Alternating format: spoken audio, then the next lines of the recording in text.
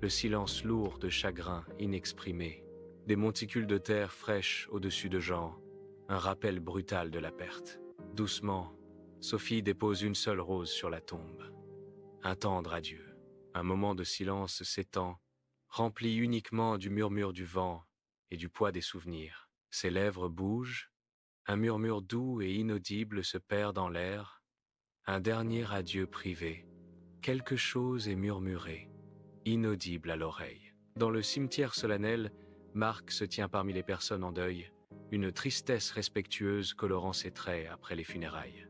Sa voix, douce mais claire, porte sur la brise, une éloge funèbre, prononcée parmi les pierres silencieuses.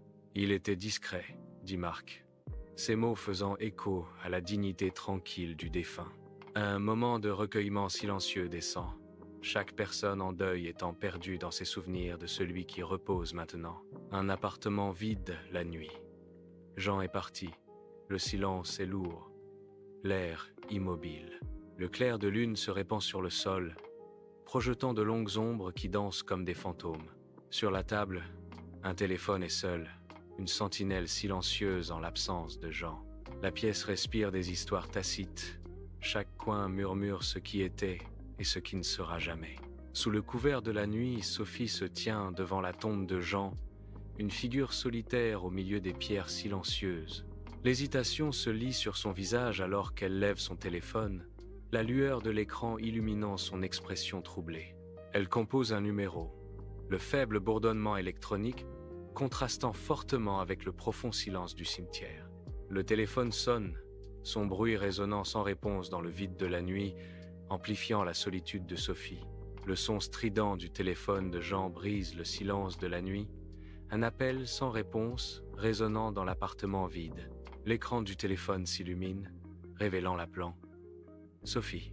Chaque sonnerie de l'appel téléphonique, sans réponse, amplifie la tension croissante. La sonnerie insistante de Sophie perce le silence de la pièce. Sans réponse, le silence retombe alors que le téléphone cesse de sonner, laissant un vide rempli d'une anxiété indicible. L'aube se lève sur le cimetière silencieux, projetant de longues ombres qui s'étendent sur les pierres tombales couvertes de rosée. La tombe de Jean est enveloppée de rosée matinale, un témoignage silencieux de rêves non réalisés et d'histoires non racontées. Dans l'appartement vide, un téléphone est posé tristement sur la table, attendant un appel qui n'arrivera